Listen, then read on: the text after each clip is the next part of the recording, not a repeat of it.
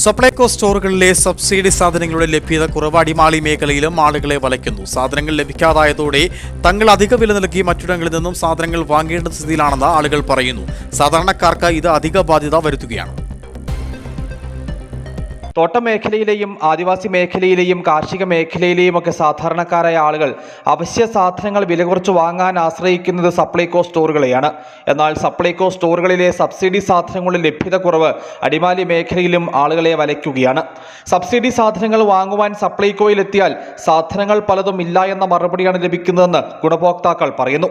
ട്രാക്കുകളിൽ പൊതുജനത്തിന് ആവശ്യമായ നിത്യോപയോഗ സാധനങ്ങൾ ഒന്നും തന്നെ സ്റ്റോക്കില്ല. സബ്സിഡി ഐറ്റത്തിൽ കൊടുത്തുകൊണ്ടിരുന്ന അരിയും പഞ്ചസാരയും ഇപ്പോൾ പൊതുജനത്തിന് കിട്ടുന്നില്ല. പൊതുമാർക്കറ്റിന് വില വർധനവ് പിടിച്ചു നിർത്താൻ വേണ്ടി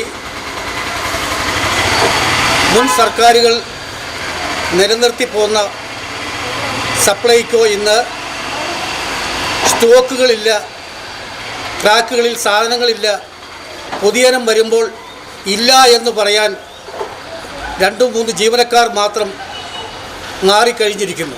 സാധനങ്ങൾ ലഭിക്കാതായതോടെ ആളുകൾ അധിക വില നൽകി മറ്റിടങ്ങളിൽ നിന്നും സാധനങ്ങൾ വാങ്ങേണ്ടുന്ന സ്ഥിതിയായി. സാധാരണക്കാർക്ക് ഇത് അധിക ബാധ്യത വരുത്തുകയാണ്. പൊതുവിപണിയിലെ പൊള്ളുന്ന വിലയിൽ സപ്ലൈകോയിലൂടെ സബ്സിഡി നിരക്കിൽ സാധനങ്ങൾ ലഭിച്ചു വന്നിരുന്നത് ആളുകൾക്ക് ആശ്വാസകരമായിരുന്നു. ലഭ്യത കുറഞ്ഞതോടെ സാധാരണക്കാരുടെ കുടുംബ ബഡ്ജറ്റും താളം തെറ്റിക്കഴിഞ്ഞു. സപ്ലൈകോയിലൂടെ ലഭിച്ചിരുന്ന സാധനങ്ങളുടെ സബ്സിഡി നിരക്കിൽ കുറവ് വരുത്താനുള്ള തീരുമാനത്തെയും സാധാരണക്കാർ ആശങ്കയോടെയാണ് നോക്കിക്കാണുന്നത്. News bureau, Adimali.